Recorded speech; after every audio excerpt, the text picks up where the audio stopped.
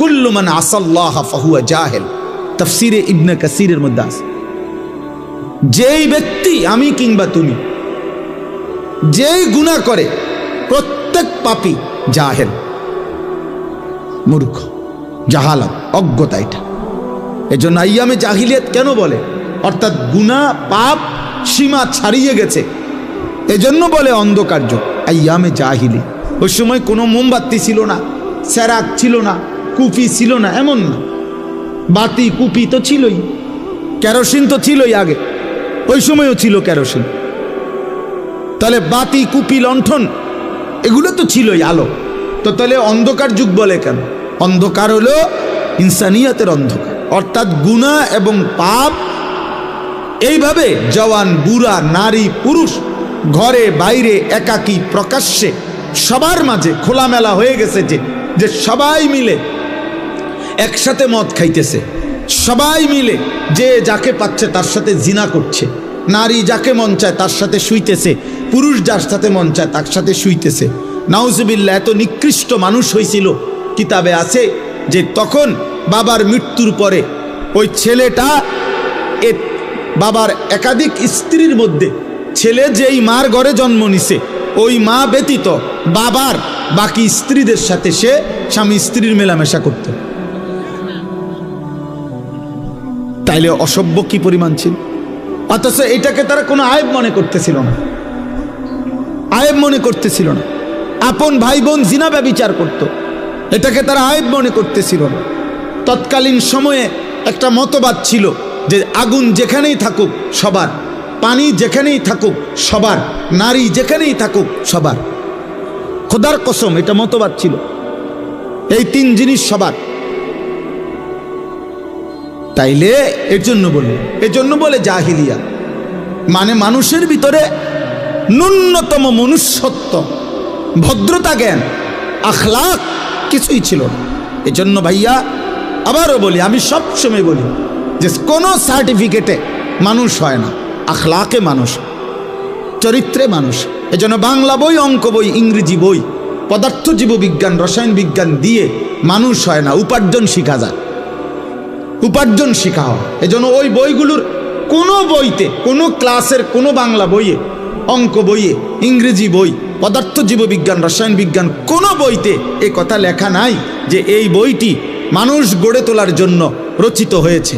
না না, পদার্থ শিখাবার জন্য, এটা জীববিজ্ঞান শিখানোর জন্য, এটা গণিত শিখানোর জন্য, এটা সাহিত্য শিখানোর জন্য, এটা ইংরেজি শিখানোর জন্য, মানুষ গড়ার জন্য, ইনসান বানানোর জন্য আল্লাহ তাআলা দাবি করছেন এই কোরআন আমি নাজিল করলাম মানুষ বানাবার জন্য। সাফ হিসাব, সোজা হিসাব। অতএব কোরআন যার জীবনে নাই, কোরআনুল কারীম যে দেখে দেখেও পড়তে পারে না, কোরআন থেকে যে তার জীবনের জন্য কিছু গ্রহণ করে নাই, ও মানুষ হইতে পারে না।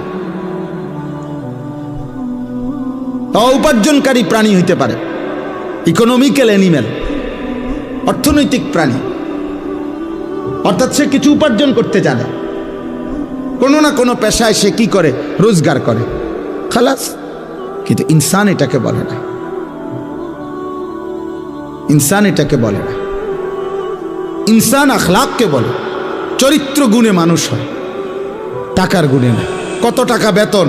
1 লাখ টাকা। হ্যাঁ, তে মানুষের মতো মানুষ হয়েছে। কেমন হয়েছে? 1 লাখ টাকা। 1 লাখ টাকা কারো ইনকাম হইলে সে যদি মানুষ হয়, তো তাইলে যার ইনকাম 10 লাখ টাকা সে তো মহামানুষ, সে তো মহামানব, বোঝে না? সে তো আতি রোমান। তাইলে ওই যে দেখেন, ওই বেয়াদব দেখেন, এই যে দেখছেন, ওই বেয়াদব আবার হাসে নিজে নিজে। হ্যাঁ, না না কিছু বলেন, আমি বলবো, আমি বুঝাইলাম আর দেখাই আর কি মাঝে মধ্যে। এই যে বললাম যে প্রতিবন্ধী, কোনো শব্দে কাজ করে না, ব্রেনে কাজ করে না, আমি তো এটাই বুঝাইতে চাই, এটাই তো দেখাইলাম। ওর অসভ্যতাও করেই যায়, এটাই তো প্রতিবন্ধিতার লক্ষণ। ব্রেনে কাজ করে না, আলাদা পার্থক্য জ্ঞান। প্রতিবন্ধী কাকে বলে? যার পার্থক্য জ্ঞান। বুদ্ধি প্রতিবন্ধী মানে যার মধ্যে পার্থক্য জ্ঞান নেই, যে পেশাবেও হাত দেয়, পানিতেও হাত দেয়, সেই তো প্রতিবন্ধী। সুস্থ স্বাভাবিক জ্ঞান যার মধ্যে নাই। আজ শুধুমাত্র দোস্ত এই পরিমাণ কিশোর নৌজওয়ান তোমরা, মুসলমানের সন্তান তোমরা, সর্বোচ্চ 20 কিলোমিটার থেকে আসছো, নয়তো 30 কিলোমিটার জায়গার ছেলে তোমরা। তোমরা নর্থ বেঙ্গল থেকে আসো না, তোমরা খুলনা বরিশালের না, তোমরা পার্বত্য চট্টগ্রামের না, কাছাকাছি জায়গার মানুষ, অল্প একটু জায়গা।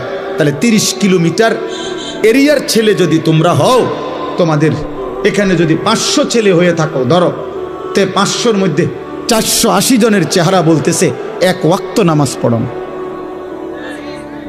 আর কি আছে? আমি বললাম আমি দাঁড় করাই এখন বেনামাজি।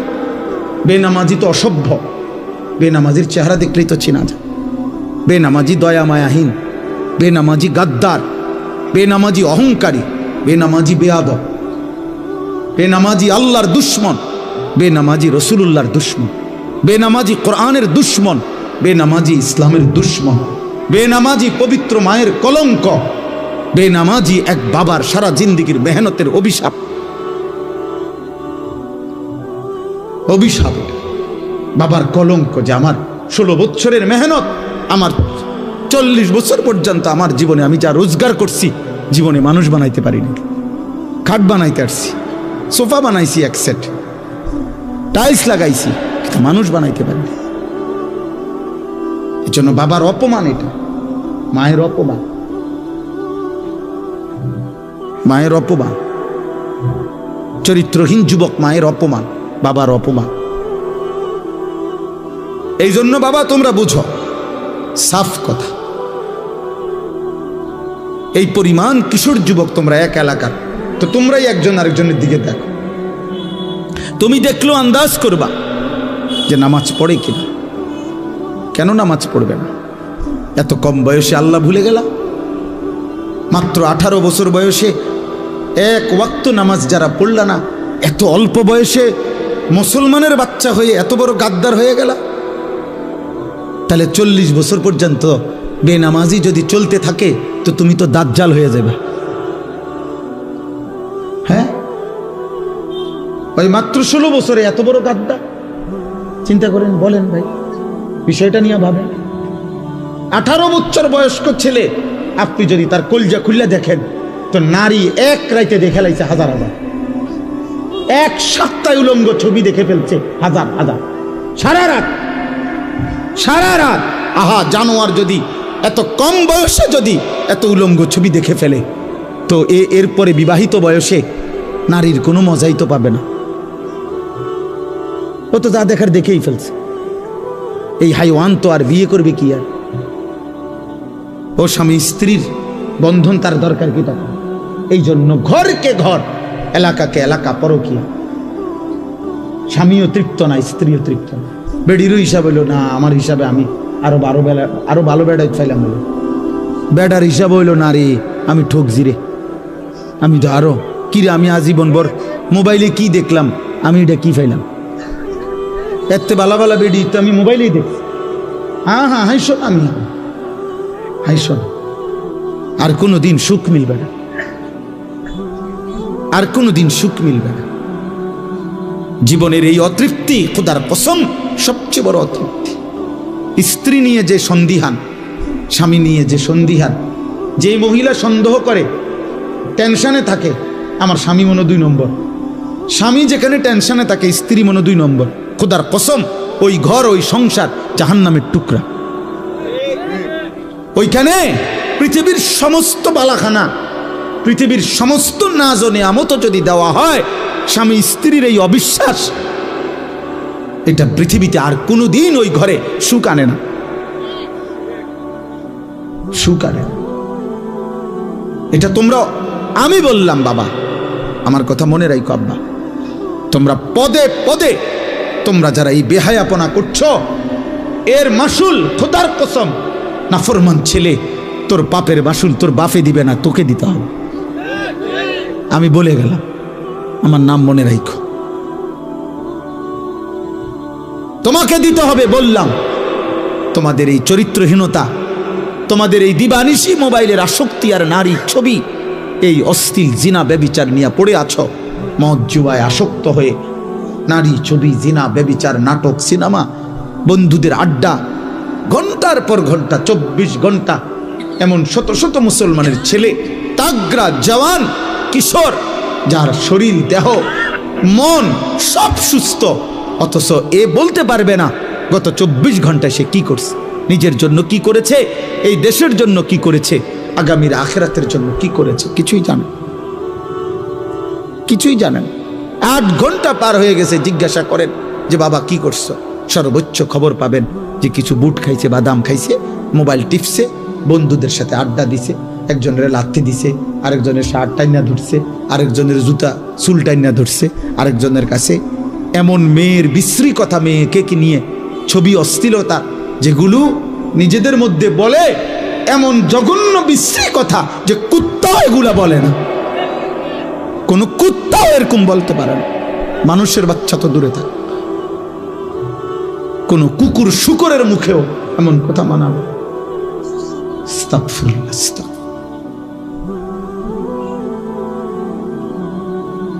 মা ইয়ালফিজু মিন কাওলিন ইল্লা লাদাইহি রাকিবুন আতীদ।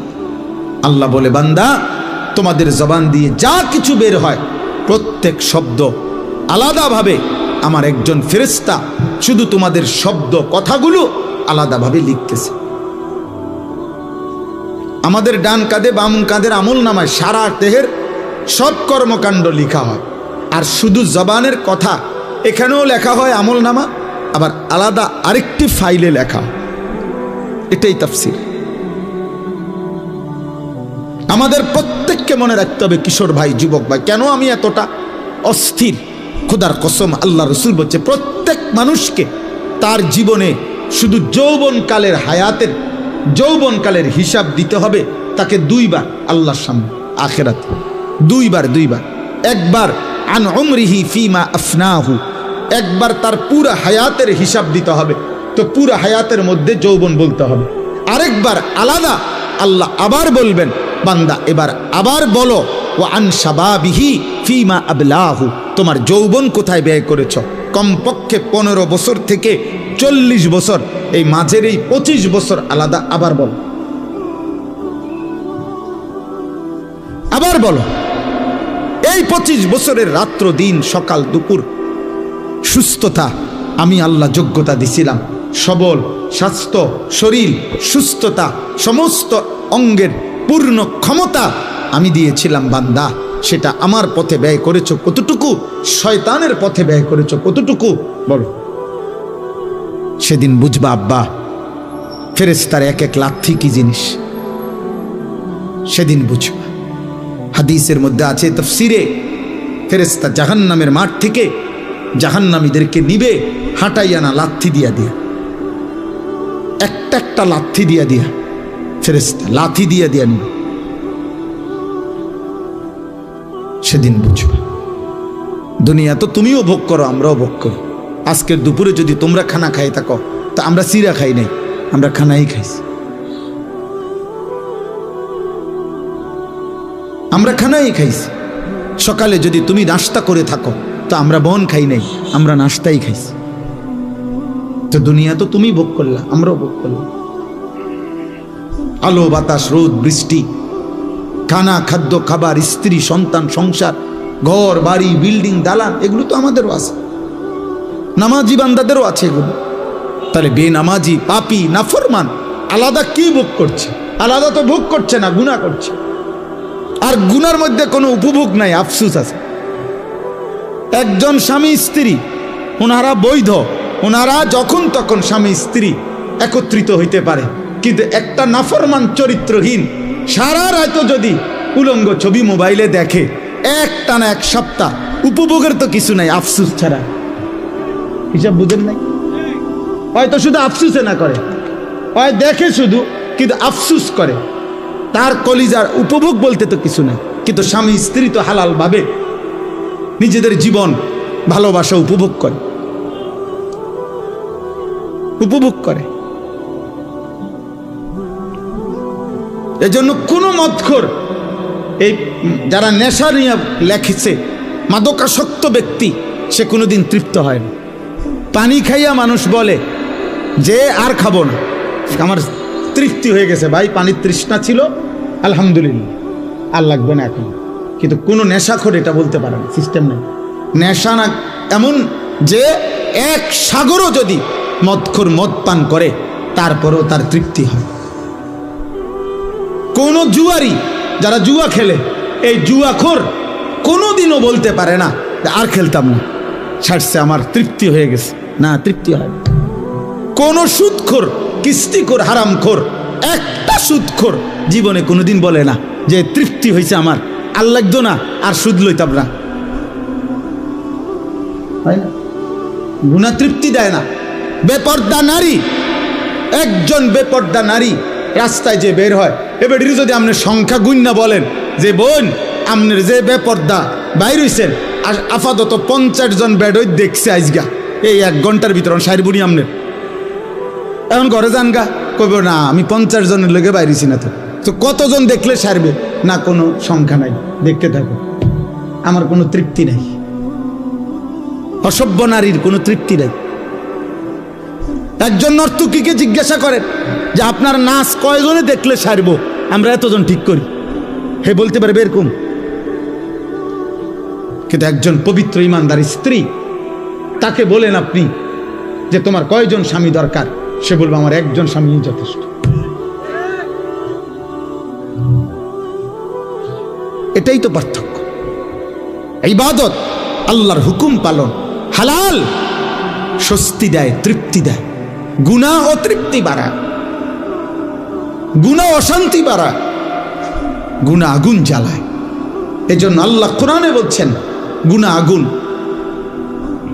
কু আনফুসাকুম ওয়া আহলিকুম নারা, হে ঈমানদারগণ, তোমরা তোমাদের নিজেদেরকে এবং পরিবারের সদস্যদেরকে জাহান্নামের আগুন থেকে বাঁচাও।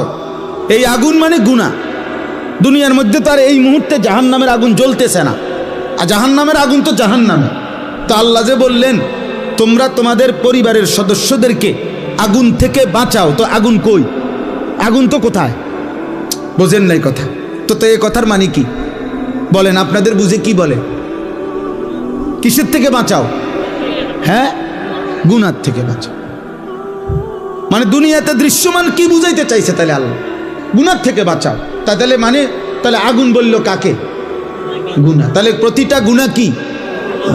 আগুন কখনো সুখ দেয় না, আগুন লাগলে সুখ হয় না। এক জাররা মেস বাতির দেশলাইয়ের আগুনও এক কোনাতেও যদি লাগে আঙ্গুলের, সেটা তৃপ্তি দেয় না, এটা অস্বস্তিতে ফেলে, অশান্ত করে দেয়। এই জন্য আব্বা তোমরা ফিরো, তোমরা নিজেরে নষ্ট করে দিও। হইতে পারে বাবা পারতেছে না, আরে তোমাদের বেঈমানের মতো চুল, মুশরিকের মতো চুল দেখলে ভয় পায়, বাবা ভয় পায়, তোমার মা তোমাকে ভয় পায়, যে সন্ত্রাসী মাস্তান চাঁদাবাজের মতো চেহারা, চুল, এই বেঈমান, পরে দেখলেই তো ভয় পাই, যা বাদ দে, ফিসা দিয়ে ফির। আহা, মা যদি বলে ফেলে যা বাদ দে, আর হইতো না। আল্লাহ পাকের ইচ্ছা, আর ফেললাম, আহারে অভিশাপ তো লাগিয়ে গেল। বাতে না খাইতে আরে বাবা, আখেরাত তো আর মিলবে না। মায়ের কলিজার দোয়া না নিলে, বাবার কলিজার দোয়া না নিলে, কোনো ইমানদারের দোয়া না নিলে, কোনো আলেমে দ্বীনের দোয়া না নিলে, আল্লাহর দয়া না হলে আখেরাতের মুক্তি মিলবে কিভাবে? গুনাহ করতে করতে। তাইলে এজন্য বুঝতে শেখো, তুমি তোমারে রহম করো। আমি প্রত্যেক দিন বলি, ছেলেরা, অসংখ্য ছেলে তুমি নিজের হাতে নিজেরে ইচ্ছা করে নষ্ট করে দিচ্ছ, কেউ তোমার করে মনে রাখবে না। একটা পাপী, একটা নাফরমানকে, পাপীকে পৃথিবীর মানুষ শ্রদ্ধার সাথে স্মরণ করে না রে। ফেরাউন, এই নাম সে তো দুনিয়া ভোগ করছিল, কিন্তু এই নাম পৃথিবীর মানুষ কোনো কুত্তার নামও রাখে না। নমরুদ, এই নাম পৃথিবীর মানুষ কোনো কুত্তার নামও রাখে না। আবু জেহেল, আবু লাহাব, এই নাম পৃথিবীর মানুষ কোনো কুত্তার নামও রাখে না, কোনো জানোয়ারের নামও রাখে না। কিন্তু বেলাল, এই নাম পৃথিবীতে 1450 বছর পরে এক হাবশি গোলাম, কৃতদাস ছিল, কিন্তু আল্লাহকে রাজি করছে। আজ 1450 বছর পরেও লক্ষ কোটি ইমানদারের সন্তানের নাম পৃথিবী জুড়ে বেলাল। বেলালের কোনো আঞ্চলিকতা নাই, বেলাল কোনো বাংলাদেশের নাম না, বেলাল পৃথিবীর নাম। আঞ্চলিকতা আছে মানে এরিয়া এরিয়া ভিত্তিক না, বেলাল শুধু বাংলা ভাষীদের নাম, বেলাল শুধু ইংরেজি ভাষীদের নাম। বেলালের কোনো অঞ্চল নাই, বেলালের কোনো এরিয়া নাই, রবের দুনিয়া পুরাটা এই নাম উচ্চারিত। আবু বকরের কোনো এরিয়া নাই, ওমরের কোনো এরিয়া নাই, ওসমানের কোনো এরিয়া নাই, আলীর কোনো এরিয়া নাই, বছর নাই যে গত 30 বছর এই নাম চলছে এখন আর চলে না, 50 বছর চলছে এখন আর চলে না, না 1450 বছর পরেও আপন মহিমায় চিরভাস্বর। সুবহানাল্লাহ, সুবহান। মনোযোগ জরুর। এই মোবাইলে ছবি তুললা, হই হুল্লুর করলা, লাফাইলা ফালাইলা, দফাদফি করলা, চিৎকার চেঁচামেচি করলা, কি হলো? অর্জন কি? দেখি ফুটবল খেলার মাঠ? এটা একটা তামাশা, বিনোদন কেন্দ্র, এরকম কিচ্ছু না ভাই। কাজে অনর্থক হাঙ্গামা করার কিচ্ছু নাই। হুজুরদেরকে নিয়ে লাফালাফি করার কি আছে? দিন মানা দরকার, আখেরাত মানা দরকার। কোন আলেমে দিন তার বলার মাকসাদ তো আখেরাত, জীবন পরিবর্তন, জীবন পরিবর্তন। সমস্ত বুজুর্গানে দিন বলে থাকেন যে উসিকুম ওয়া ইয়া, আল্লাহর কথা, কোরআনের কথা, এই কথাগুলো যারা বলেন ওনাদের মাকসাদ থাকে যে আপনাদেরকেও বলতেছি, নিজেকেও বলছি। উসিকুম ওয়া ইয়া বলছি, নিজেকেও বলছি, তা একই কথা। যদিও বক্তা একজন, শ্রোতা আপনারা, কিন্তু সম্বোধন আসলে আমাকেও আপনাদেরকেও। কোরআনের প্রত্যেক কথা যাদেরকে লক্ষ্য করে বলছেন আল্লাহ, সেই মানুষগুলোর মধ্যে আমিও অন্তর্ভুক্ত, আপনারাও অন্তর্ভুক্ত, ইমাম সাহেবও অন্তর্ভুক্ত, মুসল্লিও অন্তর্ভুক্ত, পীর সাহেবও অন্তর্ভুক্ত, মুরিদও অন্তর্ভুক্ত। কোরআনের সম্বোধন। এজন্য কোরআনুল কারীমের মধ্যে আছে অসংখ্য আয়াত, আল্লাহ তাআলা শুধু একক শব্দ বলে নবীজিকে লক্ষ্য করে বলছে, যে আপনাকে বলতেছি। নবী সাল্লাল্লাহু আলাইহি সাল্লামকে একা বলছে, ফাকাতিল ফি সাবিলিল্লাহ, আপনি একা, কেউ না থাকলেও আল্লাহর পথে যুদ্ধ করেন। কাতিল এক বচনের শব্দ। লা তুকাল্লাফু ইল্লা নাফসাকা, আপনি আপনার ব্যাপারে প্রতি মুহূর্তে জবাবদিহি দিতে হবে, হিসাব দিতে হবে। আল্লাহ বলছে পৃথিবীর কেউ যদি আপনার কথা না মানে, তবুও আমি আল্লাহর কথার উপরে আপনি রসুল একা হলেও মানতে হবে, পালন করতে হবে। এরকম অনেক শব্দ। হাররিদিল মুমিনিন, আপনি মুমিনদেরকে আল্লাহর পথে উৎসাহিত করুন, একক শব্দ। ওয়ামুর আহলাকা বিসসালাহ, আপনার পরিবারের সদস্যদেরকে নামাজের আদেশ করুন, এই যে একক শব্দ। ওয়ালা তাজআল মাআল্লাহি ইলাহান আখারা, আপনাকে বলছি নবী, আমি আল্লাহর সাথে কাউকে ডাকবেন না, মিলাবেন না। নবীকে আল্লাহ বলছে লা ইন আশরাকতা লা ইয়াহবাতান্না আমালুকা, আপনার থেকেও যদি আমি আল্লাহ এক বিন্দু কোনো শিরিক দেখি, তা আপনি রসুলেরও সারা জিন্দিগির সব আমল একসাথে শেষ করে ফেলে দেব। তাহলে এ একক শব্দ। তার মানে আমরা প্রত্যেকেই মুখাতাব, রসুলও উম্মত, সাহাবারাও অনুসারীরাও। কোরআনুল কারীম আমাদের সবার জন্য, সবার জন্য। কোরআনুল কারীমের মধ্যে আল্লাহ বলছে আমানার রাসূলু বিমা উনজিলা ইলাইহি মির রাব্বি ওয়াল মুমিনুন, আমি আল্লাহর পক্ষ থেকে যেই কোরআন নাজিল হয়েছে, এই কথাগুলো রসুল তিনিও মেনে নিয়েছেন এবং ইমানদাররাও মেনে নিয়েছে, সকলেই মেনে নিয়েছে, সবার জন্য। এজন্য রাসূলুল্লাহ সাল্লাল্লাহু আলাইহি সাল্লাম হাদিসের বর্ণনা আছে যে কোনো আমল এমন নাই, একটি আমলও এমন নাই যে আমলটি সাহাবারা বেশি করছে অথচ নবীজি কম করছে, না, বরং সকল আমল এমন যে সাহাবারা যেটুকু করছেন রাসূলুল্লাহ সাল্লাল্লাহু আলাইহি সাল্লাম সর্বদাই তা বেশি করছে, বেশি করছেন তিনি। এমন কোনো আমল নাই যেটা তিনি কম করছেন, যে আমি যেহেতু নবী, আমি যেহেতু আমার তো একটু বিশেষ ছাড়টার আছে, হ্যাঁ, তোমরা পালন করো, আমি ঘুমাই। না, এটা না। আমরা উভয়েই মুখাতাব, উপরে নিচে আমরা সবাই মুখাতাব। হুজুর পাবলিক আমরা সবার জন্যই দিই, আমাদের সবার হিসাব হবে, আমারও আপনাদেরও, ছেলেরা তোমাদেরও, বাবারা আপনাদেরও, এবং আলাদা আলাদা হিসাবে, আলাদা আলাদা। বাবার পক্ষ হয়ে ছেলে কথা বললে হবে না, ছেলের পক্ষ হয়ে বাবা কথা বললে হবে না, মুরিদের পক্ষ হইয়া ফিসাব কথা বললে হবে না। যেই সমস্ত ব্যক্তিরা মনে করে বা বলে যে বাবা তরায়া দিব, বাবা পার করে দেব, ভণ্ড এগুলো। বাবারে তো হুক বানাই বেটা, বাবায় তো দৌড়ের উপরে থাকবো বেটা, সাসা জেডা ফুফা খালু সবই তো দৌড় দিব বেটা। আখেরে বাপ চাচা স্বাস্থ্য ভাই জ্যাঠতো ভাই কারোই তো হুঁশ নাই। তাইলে প্রত্যেকেই একজন একজন করে আল্লাহ তাআলার সামনে দাঁড়াইতে হবে। ওয়াকিফুহুম ইন্নাহুম মাসউলুন। কোরআনুল কারীমের মধ্যে আছে, আল্লাহ তাআলা বলেন, আল্লাহ বলবেন ফেরেশতাগণ আমার একজন একজন বান্দাকে আমার সামনে এনে দাঁড় করাও, আজ আমি আল্লাহ নিজে জিজ্ঞেস করব। আল্লাহ জিজ্ঞেস করবেন, ওয়াকুল্লুহুম আতিহি ইয়াউমাল কিয়ামাতি ফারদা। আল্লাহ বলেন সকলেই তোমরা কিয়ামতের দিন আল্লাহ তাআলার সামনে আসতে হবে একজন একজন, ফারদান আই ওয়াহিদান, একজন একজন, একজন একজন করে আসতে হবে। এজন্য নওজোয়ান যার যা মনে করতেছো, ফুর্তি রং তামাশা খামখেয়ালি, এজন্য অনেকে নামাজ পড়ো না, যে কেউ বলে না, তুমি মনে করছো তোমার আব্বা যেহেতু ধমকায় না, খালাস আর কি, তোমার মা যেহেতু কিছু বলতেছে না, অতএব সমস্যা কি আর, এই গ্রামের এই এলাকার এই বাড়ির মহল্লার বা তোমার আপনজন আত্মীয় স্বজন কেউ যেহেতু আর তোমাকে এখন বলতেছে না, এই জন্য তুমি নষ্ট হয়ে গেলা, আল্লাহ চিনলা না, নামাজ পড়লা না, চরিত্রহীন হয়ে গেলা, নারী ছবি অস্থির দৃশ্য উলঙ্গ নাচ গান দেখে নিজেকে চরিত্রহীন বানায় দিলা। তো তুমি মনে করো যে এ কথা মনে রাখতে হবে, বাপ আমিও, আমরা সকলেই, এই পৃথিবীর সবাই ছেড়ে দিবে কিন্তু আল্লাহ ছাড়বে না। আর সবাই নজর রাখলেও তিনি হিসাব নিবেন, সবাই নজর না রাখলেও তিনি হিসাব নিবেন।